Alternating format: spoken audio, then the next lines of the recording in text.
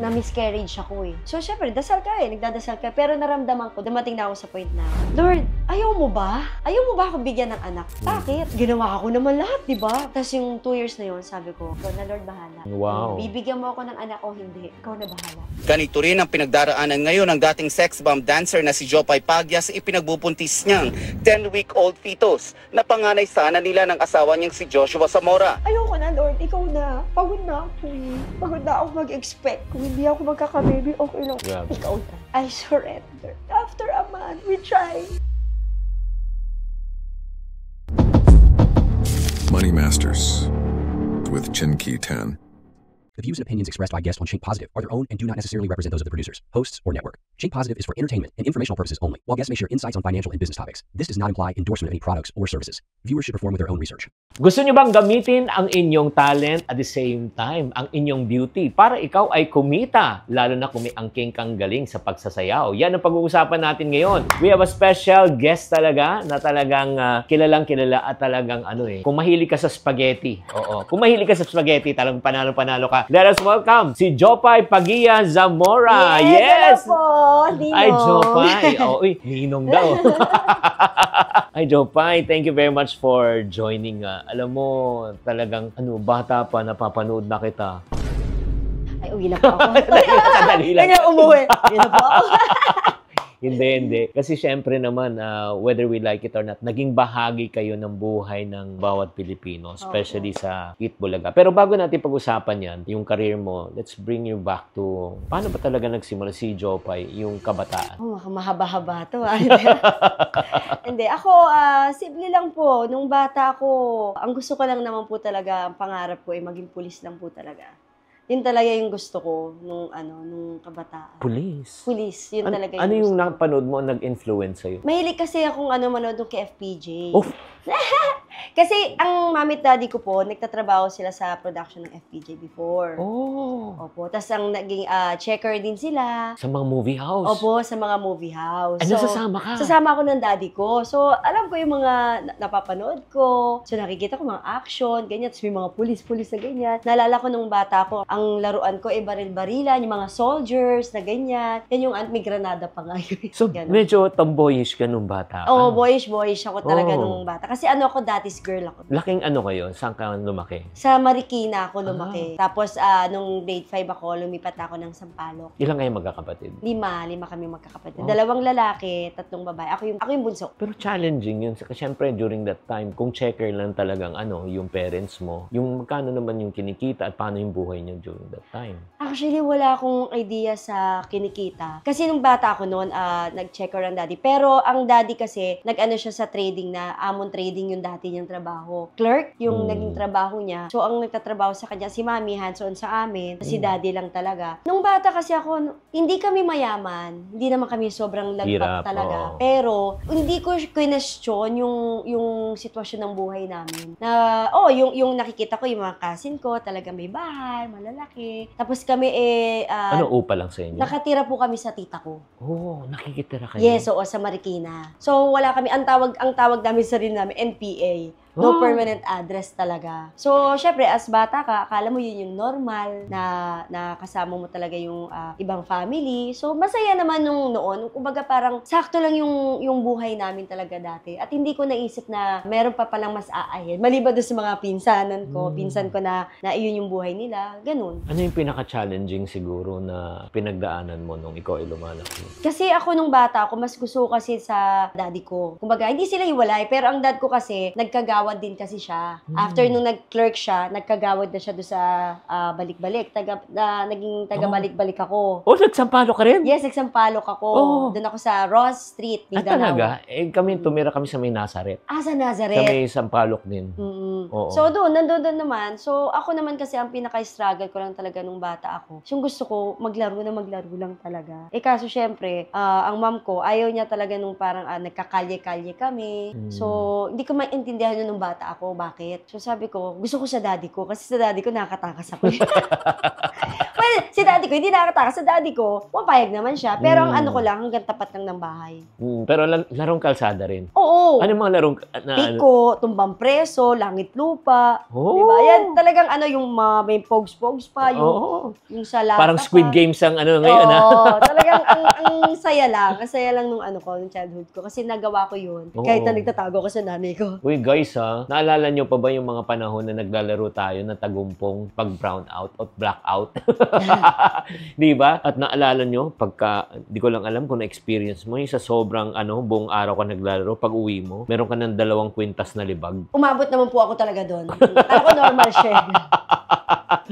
Hindi, ang sarap ng panahon na yun kasi nung panahon walang gadget. Walang gadget talaga. Gagawa ka ng sarili mong gadget nung panahon na yun. Ang gadget natin nasa semento. O kaya nasa lupa, yung mag-drawing kayo sa piko. Tama. Yun lang talaga yung ano natin, mga pogs. Pogs nga, bago na yun eh. Saka ang ganda ng panahon nung panahon na yun. Kahit na medyo kapos ka sa buhay at hindi naman marangya ang kabuhayan mo compared sa iba. Pero hindi natin naramdaman na mahirap tayo. Yun po. Yun yung gusto ko sabihin kanina. Hindi talaga po. Oo. Kasi siguro napuno lang din ako ng pagmamahal din. At saka ng disiplina ng magulang din. Kumbaga parang, what you see is what you get eh. Yun yung buhay nyo. At saka hindi ko rin nakita kasi na nagreklamo yung nanay ko or yung tatay ko na kung ano yung meron sila. Nakikita ko, naalala ko nung bata ako, kasama ko ng tatay ko. Mahilig ako sa siomay. Tapos nagugutom ako. Alam ko, ang tatay ko walang pera. Ang alam ko, pamasay lang. Tsaka, bata pa lang ako na alam ko na nakikiramdam na ako na, may pera ba tatay ko? Meron bang ganito? Hindi yung, gusto ko to. So, parang, okay. Sasabi ko sa tatay ko, nagugutom ako. Sasabi niya, tara, kain tayo, bili tayo ng siomay. Bili tayo ng pagkain. Tapos labas kami. Naalala ko sa Cubao to eh. Hawak-hawak ko siya. Nandito pa nga sa pocket na nakahawak. Kasi uso yung mga nakawan dati. Hawak yung wallet niya. Hawak ko yung, nakaganyan ako. Tapos, yung favorite restaurant namin ng tatay ko, doon niya ako dadalhin. Sabi ko sa daddy ko. Anong pangalan? Nakalimutan ko, Chinese restaurant Charlie? siya. Hindi ko na maalala eh. Basta sa Cubao siya eh. Malapit ba sa Isitan? Malapit sa Isitan. Sa tapat yun eh.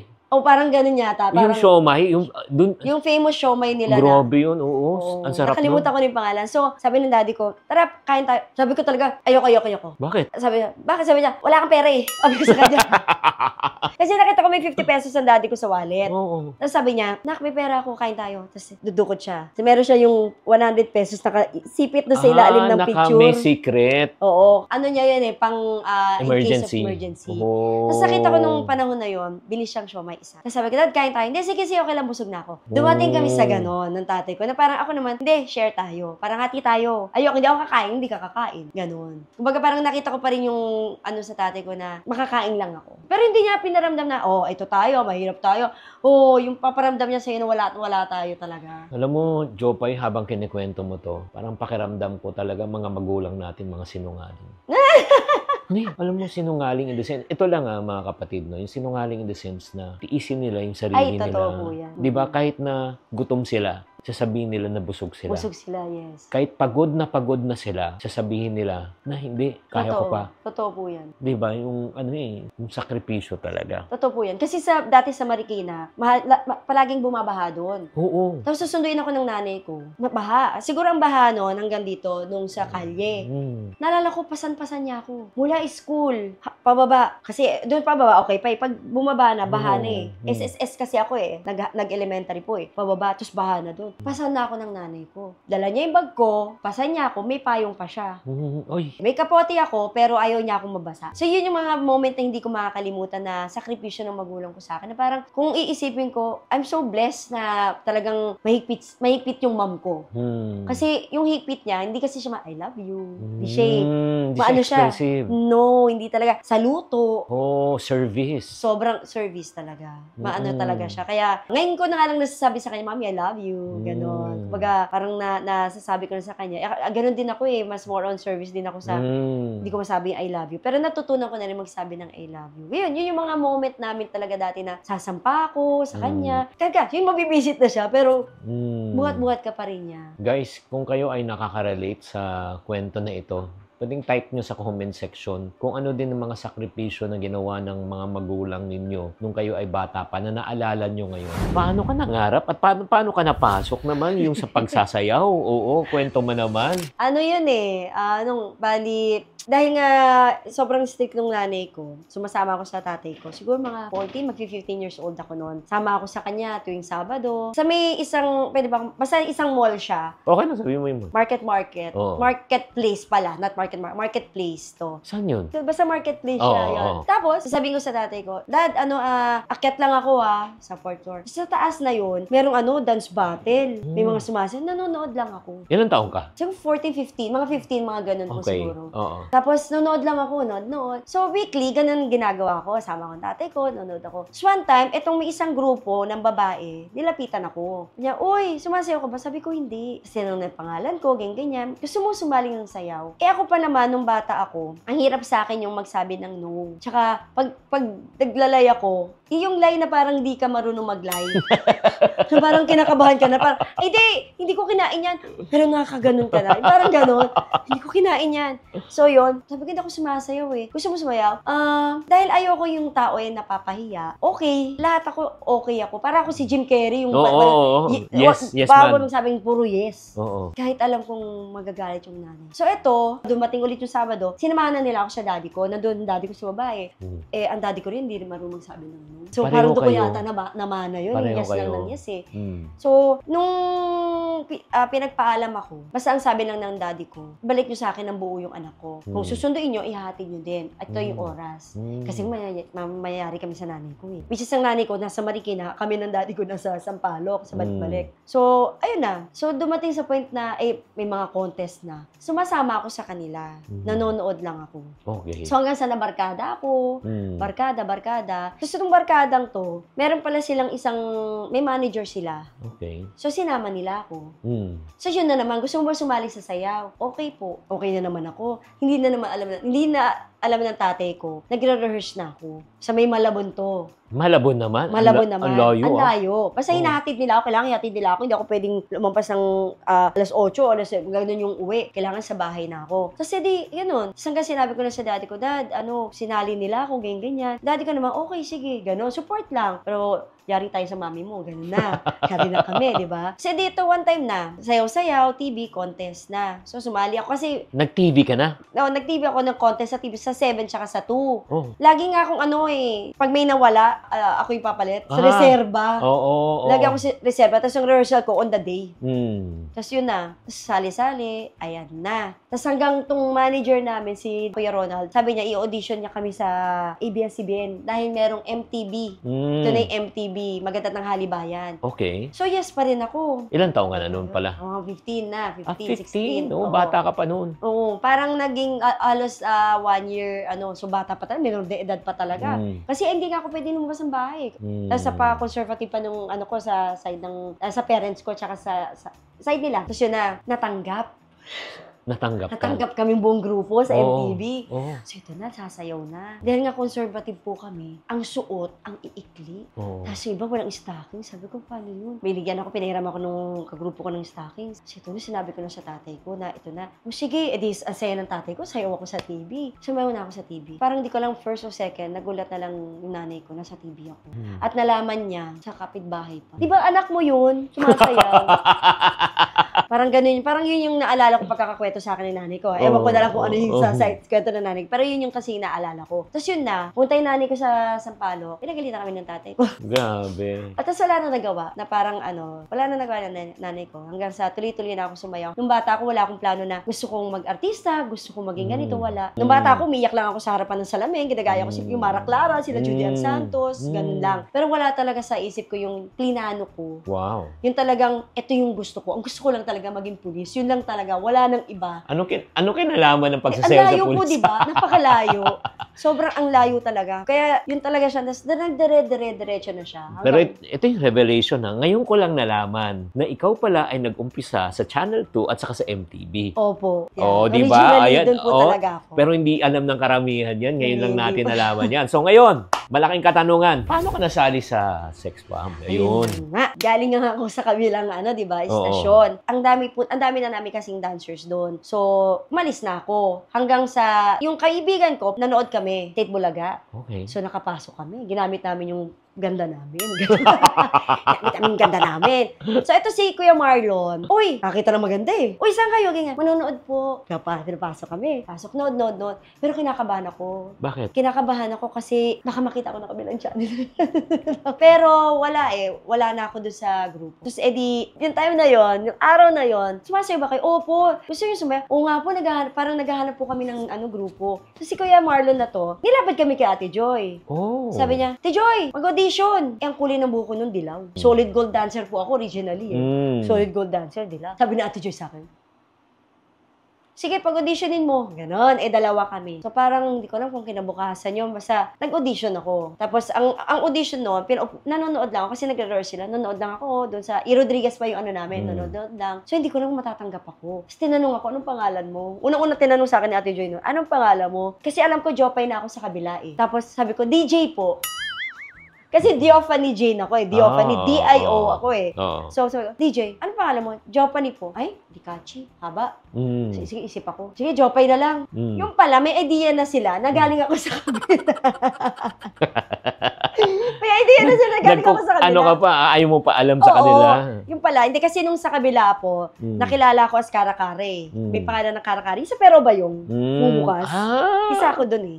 So, dalawa kami. Si Rain tsaka ako. Dalawa kayong Karakara doon. So, una ako, tapos si Rain. Bumubukas ako yung gumaganon sa appliances. Ganyan. So, ako yun. So, may idea na ako kung ano yung gagawin. Hanggang sa pinag-rehearse na nila ako, hanggang sa nakapasok na ako.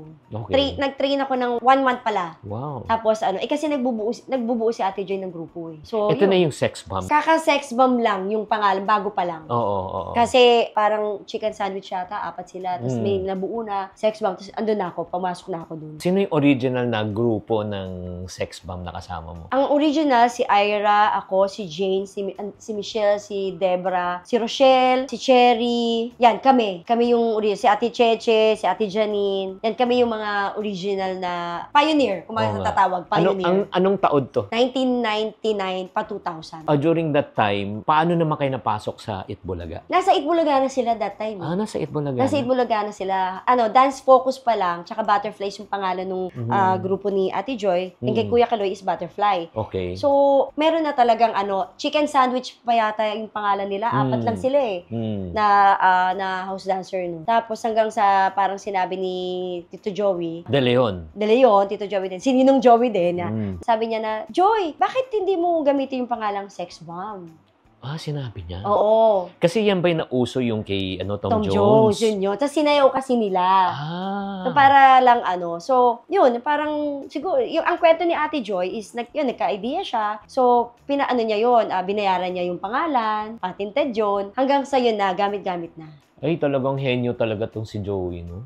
Sobrang galing. Sobrang galing na talagang malawak yung pag-iisip niya sa lahat ng bagay. Ultimo yung song, sa kanta namin meron. Sige, let's talk about syempre, bago kayo nakilala, 'di ba? Yung sobrang sobrang naging phenomenon. Pakikwento mo lang yung umpisa nyo, paano kayo parang feeling nyo talagang kilala na kayo. Nung panahon na yon, hindi na naging 6, 7, 8 kami. Yan, kami nila Babat pa yun eh. Yung pa si Babat kasama pa yun. Tapos si Ate Joy, kasi naka-encounter kasi siya nung panahon dati na mga dancer kami, ang tawag sa amin, dancer lang. Oo nga, oo. Dancer lang naman yung mga yan eh. Oo, parang backup. Oo, backup lang yan, wala yan. Parang ganon. So si Ate Joy, syempre, as a dancer din, gusto niya iangat yung pagiging namin. Ayaw niya nang talagang tinatapakan, minamaliit, ganyan. So, ang ginawa niya, hinati niya yung grupo, dancers and singers. So, 2003 yata, yun, mga ganyan. Hinati niya yun. So, nagkaroon ng 6 na singers. Weng, IC, Monique, Rochelle, IZ, ako. Kakatawa nga yun eh. So, habang nagbubuo siya, yung try and error talaga si Lole. Tapos pinapasali niya ako, ayoko talaga. Si Joy, kumakanta naman ako, pero yung nahiya ako. Na parang, pagkakanta na ako, humihina na yung boses ko. Pero kumakanta talaga ako. So, ayoko, Ti Joy, okay lang yan. Ti Joy, hanggang sa, Ti Joy, hindi ako marunong kumanta. Okay lang yan. Kailangan nila maganda. Dinaan na lang sa ganda, Sabi ko, no? Joy, grabe ka sa akin. Parang ganon. Oo. So yun, edi napasok. Dahil hindi rin ako marunong magsabi ng no. Oh, yun nga. Na kahit na ayaw ako mag-singer, gusto ko talaga sumayaw. Sige. Case, tsaka manager ko di ba? Sunod ako, ganyan. Kumaga, ayaw kong mag-disobey. Ano yung pinakaunang kinanta nyo? Ano yung single na nirelease nyo? Unang putok yung album namin Oo. Yun yung pinaka-ano namin, Spaghetti. Yung spaghetti, yung Oo. talaga. Yung talaga number 1, tapos mga Bakit Papa, ayan na siya. Oo. Tapos ang dami pa ang dami mga Pretty Little Babe, ang dami pa naming kanta talaga. Pero yung iconic talaga yung spaghetti pataas talaga. pababa Paano nyo nalaman? Siyempre 99 yan 99 ka nag-umpisa, 2003 ang dance and singing na. Doon ba talaga kayo talagang mas talagang lalong minahal at tinanggap ng mga tao noong 2003? Mga ganun po. Mga 2002, 2000 pataas na. 2000 Oo. pataas. Guys, ito lang just give you a basis, no? Malalaman mo, and I can say this with authority kasi nga, dati rin po ako nasa movies, nag-TV rin po ako, kasama ko si Randy Santiago. Malalaman mo talaga, kasi may daily show rin si Randy, di ba, sa lunch date. Malalaman mo talaga na talagang sobrang kilalang-kilala ka na. Pag ikaw ay lumalabas, that's number 1, sa public, at talagang dinudumog ka na. During that time, wala pa picture-picture Meron yung yung Kodak. Ay, Kodak, pero yung wala yung talagang, wala talaga. Ang during that time, ang uso, pirma. Pirma, ayan. Pirma sobra. naman, di ba? Parang Sobra. ganun. So, that's naman pirma. At pangalawa, nai-invite ka na sa mga piyesta. Ayun. Yun talaga. Doon mo talagang malalaman. Ako, na-invite, umabot ako sa point na MTV ako noon, umabot ako doon nagsagala ako. Oo, pangarap ko dati magsagala, pero hindi ako makapagsagala kasi wala akong gown, wala akong Tapos in-invite nila ako magsagala. O, sila nagbayad ng lahat. Wala ako din po. Akala ko sila nagbayad na. Oo, tinulungan lang. Parang, sagala ka, ganyan, okay. Tapos hindi ko, ano susuot ko? Kung ano-ano nang naka-all black ako. Ang chabi-chabi ng face ko noon kasi bata pa ako, ilang taon pa lang ako. Ano naman ang di mo makalimutan na moment na kasama mo siyempre ang grupo? Di mo makalimutan. Ang saya-saya noon, di ba? Doon sa singers, hindi ko makalimutan talaga. Dahil nga, di ba, boyish nga ako. Isang fiesta sa may Batangas to. Pa-show to ni Kuya Marlon ulit, si Kuya Marlon. Tapos, nasama ko sila Rochelle, sila Jane, meron kaming girl, si JB. So, akit kami sa stage. Tapos, ang mga nagiinuman, Mga lalaki. babae, inuman. Sumasayaw kami. Pinatayan kami ng ilaw. Hindi pinatayan, siguro namatay, ganyan. Pero may music kasi. So, ang ginawa namin, dikit, kapit, dikit. Tapos, nagka-ilaw na. Tapos, sumayaw pa rin kami, tapos alam ko hindi na natapos yun Bakit? Kasi, iba na yung crowd. Ano? Naging wild na talaga sila. Bakit? Gano'n na. So, iba na parang gusto. iba na. Oo. So, parang sa amin, nakaka-offend na to. Pero ang nagbigay ng call is yung kumuha sa amin. So, pinababa na kami. So, pila-pila ulit. Pila-pila. Umuulan nun. Parang, di naman malakas ang ulan. Pila-pila. Tapos hanggang sa, nawala lang may ilaw. Sa gulat na lang kami. Pagdating namin sa sabi, no, don't touch me. Sino yun? Si girl. Si girl, hawak ng matanda. Oh. Ganyan, hinahatak-hatak siya, ilasing. So, so, kinuha namin. Gusto pumasok sa van. Dahil ako yung nandoon sa may pintuan, Rochelle, ako, nandun na siya, sabi ko talaga, tag! Sorry po, talsik yung matanda na sa Oo. Hindi naman siya ganun katanda, parang rin siya. Oo. Talsik talaga siya, bumabalik. So, Oo. lumapit na, si Kuya Marlon na doon, nagulo siya. Inumbag na. Inumbag niya talaga. Oo. Babalik ka pa. Gano'n na naman siya. Tapos si Rochelle, mura na ng mura nun. Minumura na ako. Oo.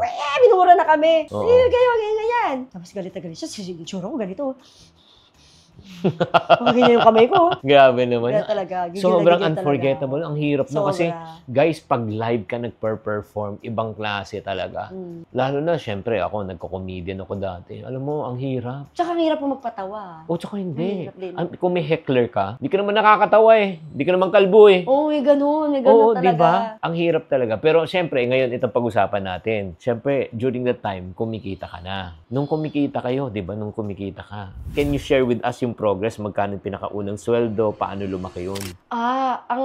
Kasi nga dati po, sayaw lang talagang sayaw lang sumali. Hindi ko iniisip yung pera. Kasi nga, sa isip ko, hindi naman ako pinagtatrabaho ng magulang ko Gusto ko lang sumayaw talaga. So, ang unang sahod ko is 150 pesos. So, maraming sayaw na yun, So, 150 pesos. Sige niyan. Ang ginagawa ko noon, maabot ako hanggang Sunday.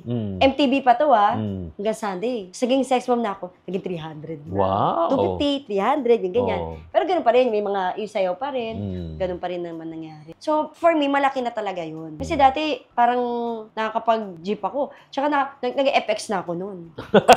From jeep to may aircon na. Nag-FX na ako noon. Tapos, nakakapag-taxi na ako. Mm. So, parang feeling ko, pag meron akong kitang 15,000, a month. a month kunwari, Oo. 15,000. Kasi Oo. ano ako talaga Oo. parang gusto ko trabaho. Pag dito, may racket, pasok ako, sali ako. So, kaya nakakaipon ako. So, tuwing sahod ko, ang ginagawa ko, binibilan ko sa isang food bento yung tatay ko. Oh. Tapos, yung tatay ko, ang nandoon, kuya ko, kuya JJ ko, daddy ko, sa ko, bibilang ko yon bento. Ganyan, lagi yon may uwi ako. So, doon yung pero nakaipon ka during that time. Hindi po.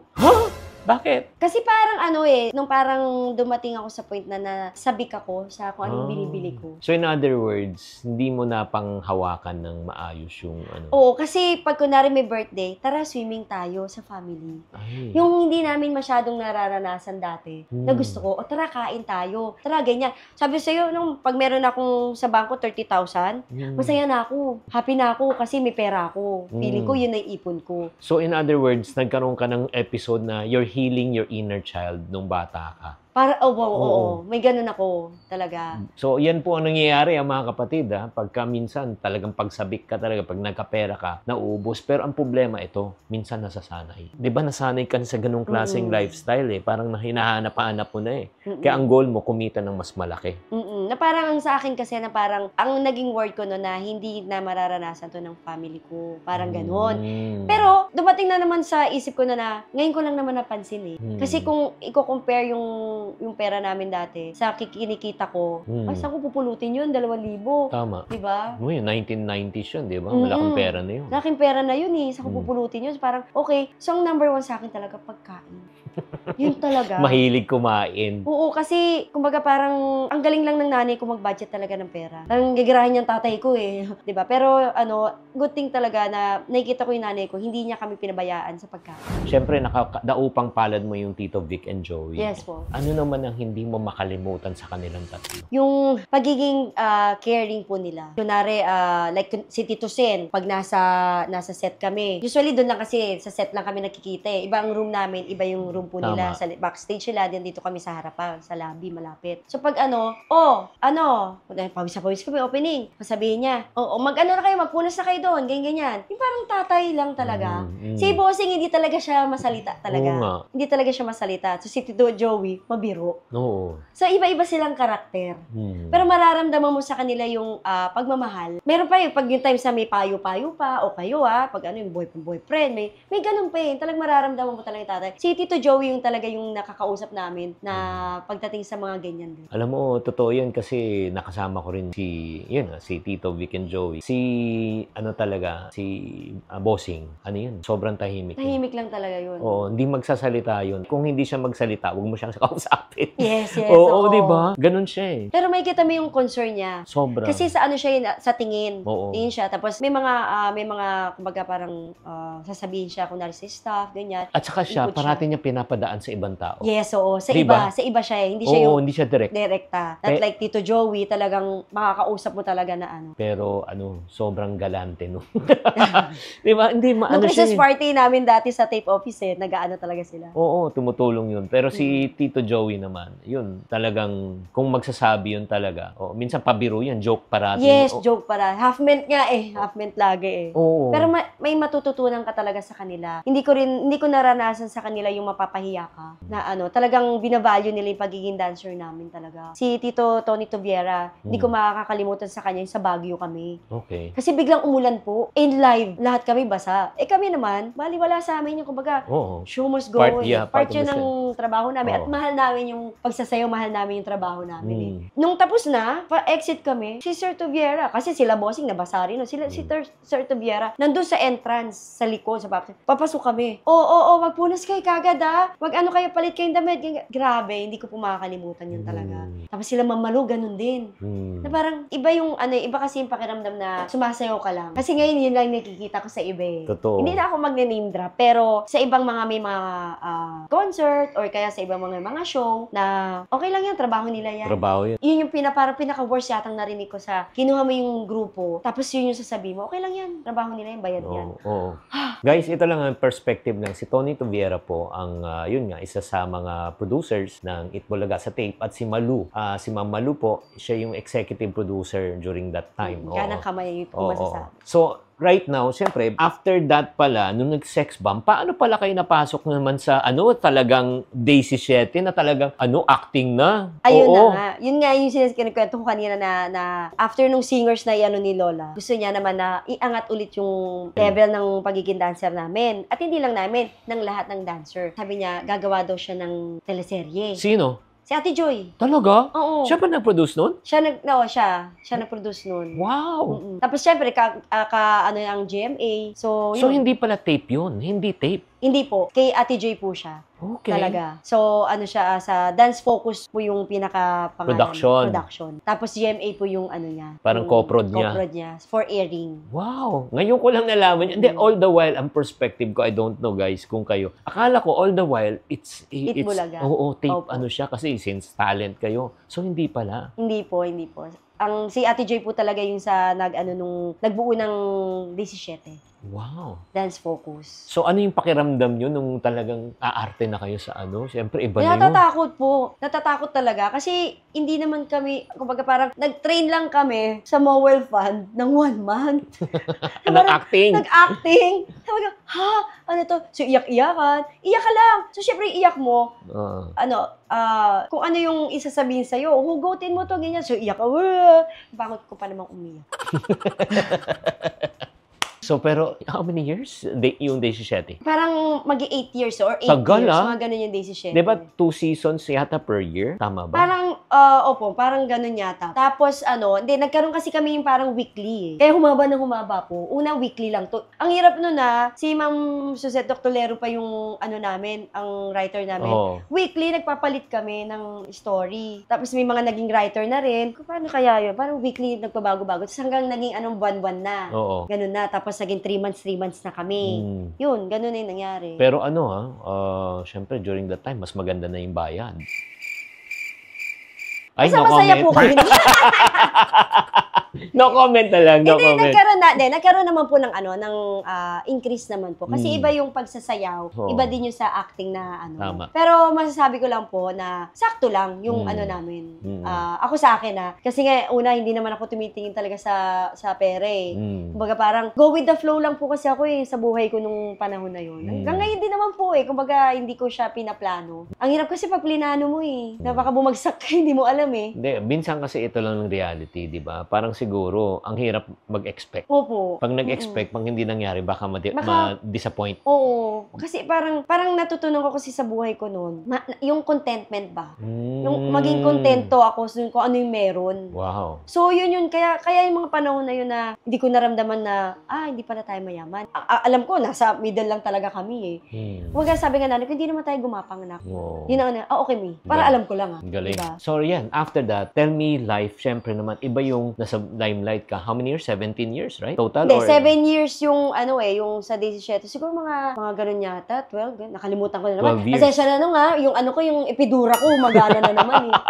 Yung epidura ko gumagana. So, kunyari, sa 12 years, siyempre, what is life after sex bomb? Wala na yung sex bomb, at transition na, kailan kayo nawala sa Bulaga? Actually, nawala kami sa Itbulaga. Hindi ko na maalala yung date talaga. Pasensya na. Pero, kasi yung mga negative na kinalimutan ko na. Sobrang binaon ko na siya. Pati nga year nabaon na eh. Pero, ayaw kasi mag-dwell sa past talaga. Hanggat maaari. Kasi, kumbaga parang yung iba na pag-uusapan lang. Okay lang sa akin yun. Yung nawala kami sa Itbulaga, at naikwento naman to ni Ate Joy, so iaano ko na rin naman talaga. Sila talaga yung nagka-problema. Doon talaga sa tape tsaka siya. So, para sa akin, masakit. Masakit kasi dahil tututusin doon po talaga ako nakilala. Oo nga. Diba? Nagkaroon ng Jopay. Dahil doon talaga ako nakilala sa tulong ng Itbulaga at ni Ate Joy. So, masakit sa akin na nawala talaga doon. So, nung nawala yun, tuloy pa rin naman yung buhay. Natuloy naman yung 17. Tapos, nagkaroon naman kami ng guesting din naman sa iba, sa GMA. GMA, ganyan. Mm. Nalulungkot ako pag nakikita ko na, ay, Oo. dati kami yung sumasayaw Oo, dyan eh. oo. Pero kailangan mo kasi tanggapin yung reality. Mm. Kumbaga may kanya-kanyang desisyon yan eh, at hindi na namin kailangan panghimasukan. Nabuwag kami. Mm. So, nag-solo-solo na. Okay. So hanggang dumating sa point na ako, nag-solo ko, hindi ko din talaga alam paano yung gagawin ko, kung paano ganyan. Alam nila, manager ko, si Ate Joy, so feeling nila wala na rin talaga kami. Good thing lang talaga, si GMA talaga, kinukontak kami. Wala pa naman ako yata, wala pa yata ang Facebook yata dati. Parang ganun yata. Hanggang sa may mga agent na lumalapit. So, tuloy-tuloy pa rin yung buhay. Pero kung isipin, iba yung buhay na nandun ako sa Sex Bomb talaga. Iba rin yung buhay na nandun kami sa Itbulaga. Nang parang feeling ko na nabawasan yung pamilya eh, di ba? Yun, yung pamilya. Na parang, Oo. ay, nawala yung una kong pamilya. Pangalawa, ito, nawala yung pangalawa pamilya. Tapos, bumubuo ka ng bagong pamilya. Oo, ang hirap. So, syempre, tapos hanggang sa naging freelance na ako, TV5, ABS, GMA, andyan pa ikot-ikot na. Hanggang paikot-ikot na ako sa shows, racket-racket, ganyan. Tapos hanggang sa dumating ako sa point na parang ang sad lang talaga. Huh? Oo, ang sad na parang, kasi solo ka na lang eh. Solo ka nagpe-perform, wala na yung grupo mo eh. Parang oo, nandun, lumaki yung salary as solo. Oo. Kasi wala kang kahati eh. Wala Tama. kang manager na may percentage, ganyan. Pero yung grupo mo, parang,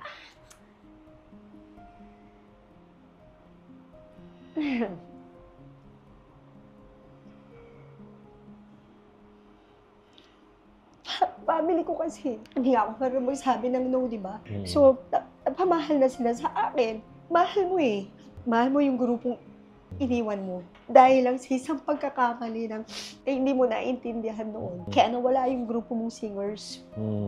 Pero nakabalik ako eh. Pero bago ako bumalik noon, nasa ano na ako noon. Kumbaga parang matagal nung pagbalik ko. Na-depress ka ba nung panahon na yun? Hindi ko po alam kung depression na yun eh, pero malungkot po talaga. Nakikita ko sumasayaw sila. Sa ako nag-solo. Kasi di ba sabi ko nga po kanina, hindi ko pinaplano yung buhay ko eh. Hindi ko naman hinagad na maging artista. Hindi ko naman hinagad na umangat ng umangat. Nandun lang ako sa, masaya lang ako. Tapos siya wala. Pero nakakasama ko pa rin na may mga kagrupo ko. Sabi nga nila, balik ka na.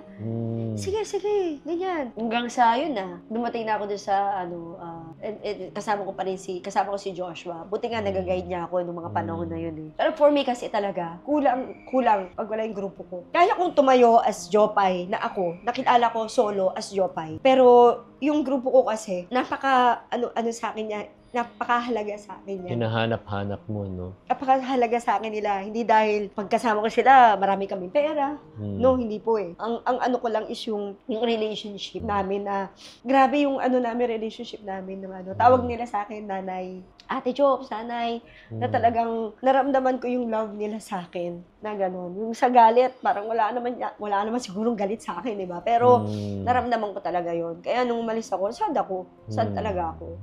Nung mga panahon na yun, sad talaga ako. I'm sure, syempre may pinagdaanan kang mabigat at naghanap ka ng kasagutan eh, di ba? So, ano yung naging parang, yun nga, into your time of searching, bakit nangyari to, di ba? Nagtanong ka, I'm sure. Ano naman ang nakita mo? Nung time na nawala ako dun sa grupo, wala na Sex Bomb, buwag na po eh. Parang feeling ko, ang empty nung buhay ko. Andiyan yung family ko, of course. Pero parang empty siya talaga. Tapos nung, ito na nga yung kay Joshua, yung husband ko kasi si Joshua, Christian kasi siya. Nung nakilala ko siya, sinasama niya ako sa church. Naalala ko, natutulog pa ako sa church. Sa museum to eh. Kasi puyat na puyat po talaga ako. Pero dahil nga nililigawan niya ako that time, sama lang ako, pag-girl. Pero tulog akong ganyan. Gusto ko lang sa gilid. Pero nung mga yon, hanggang kakasama ko, dumating ako sa point na nagsisimba na rin ako. Pero yung time na yon, dahil kasama ko si Josh, kaya ako umaattend. Tapos, nung relationship namin ni Joshua noon, nagkahiwalay kasi kami eh. Nagkahiwalay kami.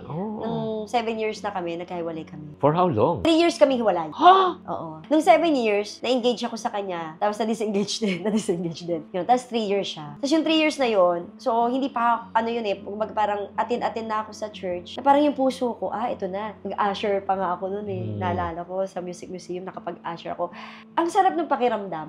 Nararamdaman ko na talaga siya na parang ang saya-saya na wala ako sa grupo, sayaw ako, pero nandun ako sa church. parang feeling ko, yun yung hinahanap ko na yung emptiness ba? Parang siya yung pumupuno. Yung panahon na yun, parang wala pa akong idea talaga eh. Kasi parang okay, sa atin ako na meron kaming small group, okay. Ang sarap lang ng pakiramdam kasi first time in my life, nakapag-share ako ng buhay ko na hindi ako natakot. Hindi ko inisip na, ay baka pag-chismisan ako. Yung judge ka. Judge ako.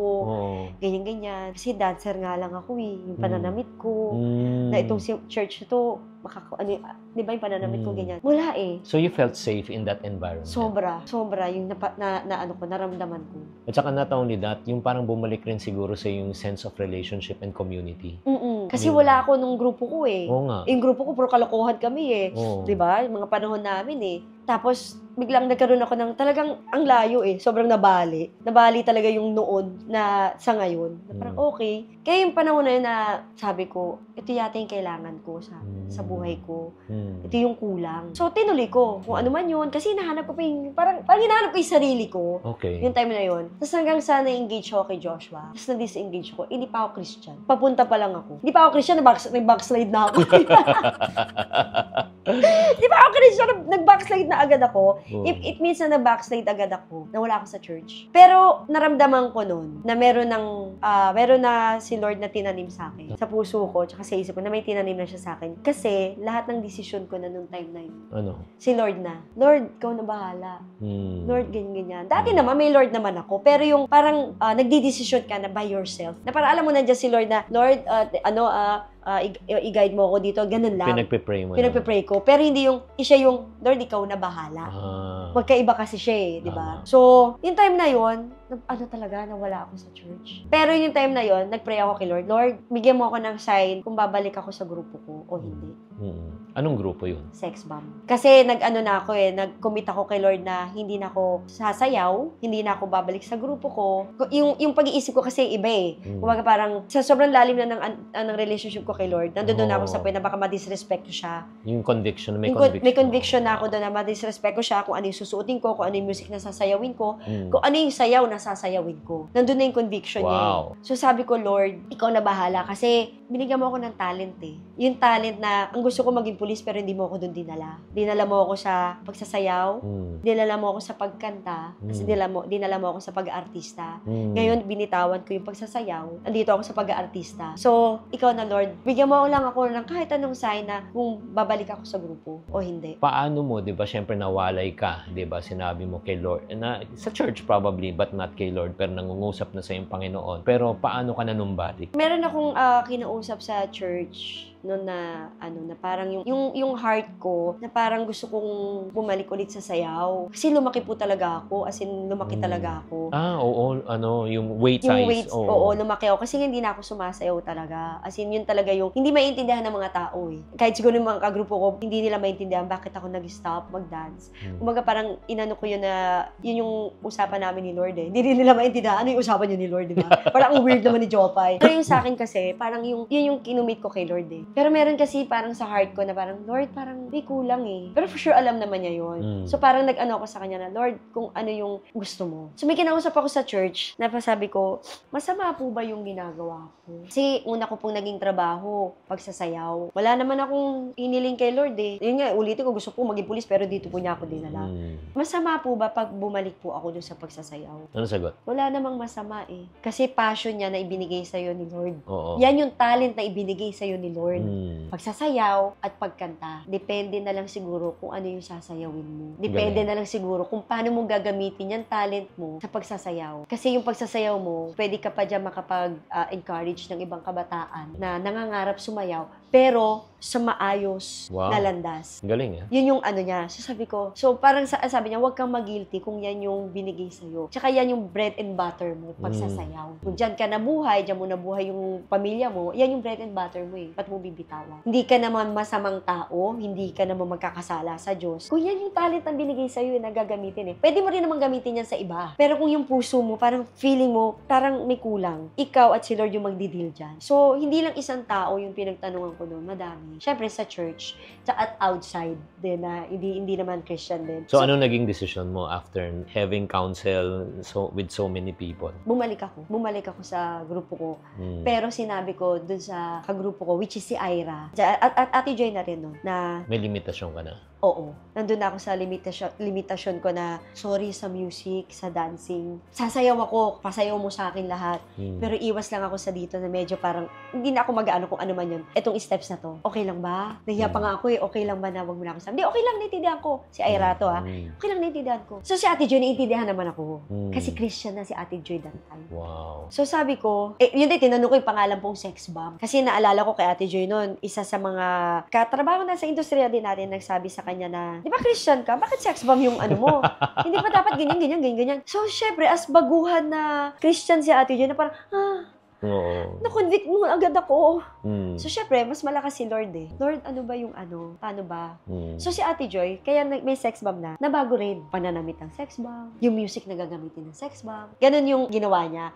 So, syempre, hindi naman lahat kasi sa sex bomb Christian or may intindihan yung ganun sitwasyon. Pero, ang nakakatuwa lang, kaya nilang mag-adjust. So right now, pag-usapan naman natin yung the Song of Jopay sa Ayan na nga. Mayonnaise. Nako, na-inspire daw. Oo. At nanumbalik. Paano ba naman yung kwentong yun? Ano yung kwentong yun? Okay, yung kwentong yun is si Monty, 2003 to yung lead ng Mayonnaise. Oo. Isa sa mga show namin. Parang tinawag niya ako, Jopay. So, nagmamadali na ako nun kasi parang tapos na yung show. May inabot siya sa akin. Hindi ko siya kilala. Paano talaga, wala pa. Jopay, para sa'yo. Ganyan, pakinggan mo. Parang ganun, sabi niya. Tapos, pagka uwi ko sa bahay, Mami, may nagbigay sa akin ng tape po. Tape pa, kasi tape pa nun. Cassette tape pa. Kasi dati may mga nagbibigay. Yung cassette tape na nire-record lang yung music. Oo. Tapos naririnig mo pa yung DJ. Oo. Gano'n. Tapos ganun-ganun mo yung tape, di ba? Pag Oo. nagbuhol-buhol. Pinakinggan. Tapos kumakain ako. Sabi ng nanay ko, Nak, may gumawa sa'yo ng kanta, oh. Ano yun, Mi? Kain lang ako. Nagmamadali ako kasi may rehearsal pa ako. Pinakinggan ko, Jopay, ganyan. Gusto ka na. Biglang, ang galing. Yung reaction ko po ganun lang talaga. Oo. Kasi na parang sa akin kasi, na parang sa laging, sa kabisihan ng buhay ko, meron pang gumawa nung ganung kanta, na parang sa akin, wow, thankful ako. Of course, thankful ako. Pero hindi yung, yung ganon. Kumbaga dahil sa sobrang busy ko, at hindi naman din pumasok sa utak ko yung kayabangan na, yung time na yun na, may kanta ako. Wala akong ganon. Yun. Ano naman inspiration ni Monty? Oo, ni Monty. Nang parang ang kwento niya kasi, nanonood siya ng mga parang Lenten season yata yun. Parang gano'n. Tapos nakita niya akong umiiyak. Parang, gawan ko kaya ito ng kanta. Gano'n. Oo. Gawan ko kaya itong kanta. Tapos yun, doon daw nabuo yun. Sobrang naging iconic yung kantang yun. Tapos napunta akong Japan. Na kami Japan, show. Pagbalik ko, nasa taxi ako, tumutugtog na sa radyo. Dito, sa Pilipinas. Akala ko tape lang siya, na parang may nag-aabot. Kasi yun lang talaga yung reaction ko eh. Anong taon yun? 2003. 2003, pero na-revive itong lately. Oo. Parang ano kasi siya kumbaga lagi naman siya pinapatugtog. Hindi talaga siya nawala yung Jopay na yun kasi niloloko ako ng mga tao. Bakit? Tuwing nakikita nila ako, taon-taon talaga nakikita nila ako. Hindi na ako, uy Jopay, hindi. Kinakanta na nila, Jopay. Araw-araw yun. Pag may nakakita sa akin, araw-araw yun. Na dumating na nga sa point na nabubisit na ako. Pero yung narinig ko yun sa radyo, doon ako na kinilig. Oo, di ba? Oo, naakala ko kasi, nung inabot niya lang sa akin yung wala lang, na sobrang busy eh. Okay, Mami, ang galing. Ganun lang ako. Pero nung narinig ko na tumugtog sa radyo. O, paulit-ulit yun. Na parang, ilalagay mo pa na sa radyo. Maririnig na maraming akala ko ako lang makakarinig. Yung pakiramdam, kinilig talaga ako. As in, sabi ko, tapos yung maririnig mo, yung driver kinakanta din. Sabi talaga yung tsura ko, gusto kong mawala sa taxi. Pero hindi naman alam na hindi ka kilala. Hindi niya ako kilala kasi busy yung taxi driver. Sabi ko, pang makatari siya. Sabi ko, talaga nakaganyan talaga ako. So, grabe. Alam mo, Jopay, ang ganda ng buhay mo, no? From pambata, 'di ba, pangarap na maging pulis, pero dinala ka sa iba. From there na talagang wala ka naman talagang plano, pero yun nga, inayos talaga ni Lord yung yung buhay mo. Sobra po. Sobrang inayos ni Lord yung buhay ko. At hindi lang yun yung relationship ko sa family ko, sa mga kaibigan ko, sa lahat. Kumbaga parang yung batang walang kamuang-muang dati na napapahalo lang dahil matigas ang ulo. Tapos ito na ako ngayon. Na parang sobrang thankful ako na hindi mo pala talaga mapaplano yung buhay mo.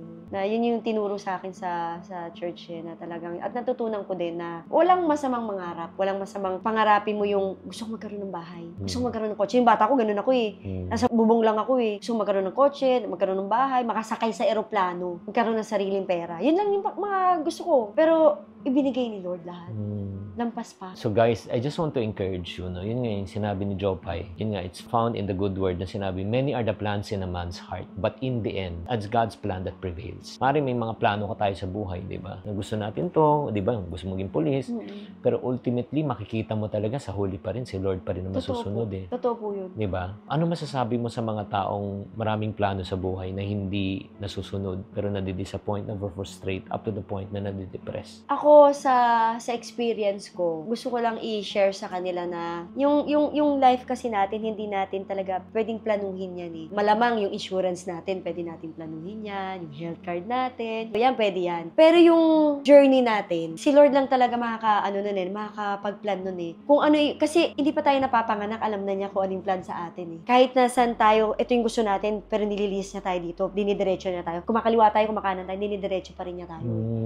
Diba? Kumbaga parang gusto mo mag-anak, pero ayaw ni Lord Gusto niya, ito, hindi ka niya bigyan ng baby, hindi dahil hindi ka niya mahal Kundi may plano siya sa'yo. May mas malaking plano, at yun yung dapat niyong alamin. Kung ano yung purpose niyo habang nabubuhay kayo. At saka importante yung sinabi mo kanina, yung during that time nung nag-backslide ka na hindi ka pa nag-uumpisa, di ba? Yung sinabi mo napakaganda Napapakinggan mo siya, di ba? Alam mo siya, pero hindi ka pa nagsusurrender. Yes, oo. Hindi pa ako nagsusurrender nung that time. Pero yung puso mo, na kapag willing ka na, kasi mararamdaman mo kung paano mo ba may susurrender kay Lord lahat. Yung puso mo, yung wala ka nang itatago, yung sobrang open book ka na, na parang, ito na yung Lord Ikaw na yung magkocontrol ng life ko. Yun na yung part na when we pray the Lord's Prayer, yung sinasabi natin, your kingdom come, your will be done. Ang ibig sabihin yan, you are totally surrendering. Lord, kung may benta man o wala, ikaw masusunod. Kung maganda man tong career na ito, hindi, ikaw masusunod. Totoo po. Kung magkaka-baby kami o hindi, o kung ikaw masakit, pero ikaw pa rin na masusunod. Speaking of the baby po, na-miscarriage ako 32 years old. 31 ako kinasal, 32, miscarriage ako. Tapos, nagdadasal. First baby ba yun? First baby po. Hirap nun. Sobra po. Kasi pangarap ko 25 years old parang gusto ko na magpamilya Pero nauwi ako 31, di ba? Kinasal ako 31. Tapos 32, nagka-baby. Sakala ko, so syempre, dasal ka nagdadasal ka. Pero naramdaman ko, dumating ulit ako sa point na, puro ako. So sabi ko, 2 years yun na parang napaalaga ako. Tapos ako ganyan, hanggang sa dumating na ako sa point na talagang, alam mo yung makikipag-away ka na kay Lord talaga na, Lord, ayaw mo ba? Dumating ako sa point na ganun. Ayaw mo ba ako bigyan ng anak? Bakit? Meron na akong ganung moment na talaga sa kanya. Na parang, ginawa ko naman lahat, di ba? Ganun na. Parang nasumbat ko pa. Pero in the end, sabi ko, Lord, sorry. Sorry. Nilabas ko lang, Lord Pero sorry. I repent. Tapos yung 2 years na yun, sabi ko, ikaw na, Lord, bahala. Wow. Bibigyan mo ako ng anak o hindi. Ikaw na bahala. Nung after 1 month, nabuntis ako. Yung time na sinabi ko kay Lord na, ayoko na, Lord, ikaw na. Pagod na ako Pagod na ako mag-expect. Kung hindi ako magkaka-baby, okay lang. Dabating ako sa point na gusto ko mag-adapt. Hindi yun ang gusto ni Lord. Nire-remind ako ng asawa ko. Kung hindi tayo magkakanak, ayoko na, Lord Grabe. Ikaw na. I surrender. After a month, we try. Nabuntis ako. Tapos yun na, doon ko na sabi na, okay, yun talaga yun. Si Lord talaga, hindi ikaw. Si Lord talaga. Kaya nga sabi ko, sobrang miracle. Kaya yun, kahit nung second baby ko na ayaw na namin mag-baby kasi dahil nga parang na ako nun nahirapan ako nung una. Parang 50-50 na ako nun. May fear na kay Josh. Ayaw na niya. Sabi ko, alam mo, yung first nga, di ba, sumurrender ako 2 years. Baka itong pangalawa, kung ayaw talaga ni Lord ibigay sa atin, hindi niya hayaan na mabuntis ako. Kasi, hindi niya ibibigay yung baby. Kung ibibigay niya yung baby, ibig sabihin gusto niya tanggalin yung takot mo. Wow. Yung trust mo sa kanya. So yun, again, after that prayer, after a month again. Grabe. Stop praying na. Stop praying na. Sabi ko, Lord, okay na po yung dalawa. Kahit gusto ko pa ng pangatlo, okay na po. Pero hindi. Ang sa akin, yun. Kumbaga parang, pag sinusurrender mo, pag sinusurrender mo, as in talagang walang doubt, grabe. grabe yung ano niya, oh. Grabe yung blessing niya sa'yo. Kasi hindi na ikaw yung kumikilos, hindi na ikaw yung nag-iisip, hindi na ikaw yung lahat. On the spot, oh. Hindi naman lahat talaga ay binibigay niya, eh. Tama. Kasi sa heart mo, sinasabi mo lang na, yung iba, kunwari, hindi, sinurrender ko na lahat, pero meron pa rin. Kaya hindi binibigay. Tama. Hindi ka pa ayos eh. Hindi pa eh. Sabi ko nga nung time na yun eh, siguro may kulang pa sa akin kaya hindi pa binibigay yung 2 baby. Ang daming tanong. Lahat ng tanong na yun, sinurrender ko kay Lord. Guys, ito lang let me encourage you before we close this. Naniniwala ba kayo na habang nakikinig kayo, do you believe that God is a good God? Do you believe na He wants the best for us? Type in the comment section. So kung ikaw naniniwala ka that God is good, God wants the best for us, bakit kaya hindi pa niya sinasagot yung prayer na hinihingi mo hanggang ngayon? Alam mo, na-realize ko, Jopay, the reason why hindi pa sinasagot ni Lord, ang problema hindi siya. Ang problema tayo. Opo. Dahil hindi pa tayo handa. Totoo po yun. Kasi hindi niya ibibigay yung isang bagay na baka ang Makasama. ending, makasama sa'yo. Hindi mo kaya yung load. Diba? Maraming katanungan dyan eh. Bakit ganun yung anak ko nawala? Bakit ganyan? Hindi ba niya ako mahal? May reason si Lord. Kaya masasabi ko sa kanila, sa may mga anak na nawalan ng anak, na katulad ko na miscarriage din, at hindi na magkakaanak, hindi naman doon natatapos yung life. Baka gusto ni Lord is yung relationship mo sa Kanya. Tama. Kasi si Lord, seloso kasi siya, di ba? Kumbaga, ang gusto niya, yung relationship muna natin, ayusin natin. Parang ganito yan, hindi maayos yung relationship natin at bigyan kita, baka hindi rin maging maayos yung relationship mo eh. Tama. Sa magiging pamilya mo, Tama. sa magiging anak mo, ayusin mo natin yung relationship mo sa family mo. So, you need to surrender talaga lahat eh. Yeah. So guys, ito lang I just like to take this opportunity. Siguro, Jopay, may mga nakikinig at nanonood na nagpe-pray ng himala sa kanilang buhay. Maybe anak, maybe relationship, naghiwalay silang mag-asawa. Para sa kanila, imposible. Pero yun nga, naniniwala pa rin. Can you pray for people na probably ang kulang nila yung ginawa mo, yung mag-surrender? Can you pray a prayer of surrender for those people who want to surrender? Of course, I pray kay Lord na bigyan kayo ng strength, wisdom, and peace. And mag-guide niya kayo doon sa mga decision sa life. And I pray na kung hindi man nasasagot ni Lord yung prayer nyo na matagal na, I pray na mas malawak yung maging understanding ninyo why. And prayer ko is mas maintindihan nyo kung ano yung plan niya for you. And I pray na yung guidance pa rin ni Lord yung mangingibabaw para doon sa mga prayer ninyo na hindi nyo makuha-kuha or hindi pa nakukuha. And don't lose hope, guys. Lalo na yung tiwala nyo kay Lord. Huwag kayong bibitiw. Yun yung prayer palagi. Ako, ang prayer ko is, Lord, yung prayer ko na wag akong bibitiw sa'yo. Na kahit na anumang mangyari, even sa relationship ko sa asawa ko, sa mga anak ko, the prayer is ikaw yung manguna na kahit anong problema dumating. Yun yung prayer ko para sa inyo. Na kahit na anong problema na dumating, problema man yan, masaya man yan, good news o bad news man yan, yung prayer ko for you guys is yung wag kayong bumitaw kay Lord. Kasi may promise siya sa atin eh. Yung promise niya, hindi yung mababali. Mga ibang tao nababali ang promise. Pero yung tayo, yung promise niya sa atin, nandiyan yan. Maghintay lang tayo. Guys, if you are touched by that prayer and you feel that God is leading you, you just receive it right now. Tanggapin mo lang yung sinabi ni Jopay sa'yo and you say, Jesus, I receive that prayer right now and your promise in Jesus' name. If you prayed that prayer, please type I prayed sa comment section. Expect, guys, look at me. Expect that there will be a miracle. That God will indeed do something in your life, in your situation, in your personal, in your relational, in your financial life. Maraming salamat. Thank you po. Jopay. At syempre naman, hindi tayo magtatapos na hindi tayo number 1. Magbibigay ng isang challenge. Magbigay tayo ng ipon card challenge kay Jopay. Ay, gusto ko yan! Si Jopay, nako, challenge natin mag-ipon sa pamagitan ng ipon cards na ito. Alam mo na ba to? Opo. Ay, talaga? Paano mo nalaman to? Nanonood ako eh. O, sige, pipili ka ng isang card. O, check natin kung ano yung iipunin mo sa araw na ito. Ayan. Lord, ang ipunin ko, Lord. Ano yan? Flip a coin challenge. Flip a coin, kapag head ang lumabas, maghulog ng 100 sa iyong ipon box. Pero kapag tail, 200 ang ihuhulog mo. Head or tails tayo. Sige, Head tignan or natin tails. ha. Tignan natin. Head or tails. Ay, gusto ko to. Gusto ko makaipon. O, di ba? Ipon. Yung anak ko, sige. tinuturuan ko mag-ipon eh. Ay, hindi na mo mag-text ha. Cara Cruz. Kara ko. Ano yan? Head. Pag nakasulat head, ano magkano daw? Magkanong head? 100. Oo, pagka tail. Pag head, ano mas 100. Pag head, 100. Oh, so ilalagay mo 100. Tapos Sige may po. ipon box din tayo. May ipon box ba tayo dyan? Saan yung ipon box natin? Ayan. Yun. Bibigyan din natin ng ipon box, syempre. Si, Yes. Jopay. Oo. Ito Thank you.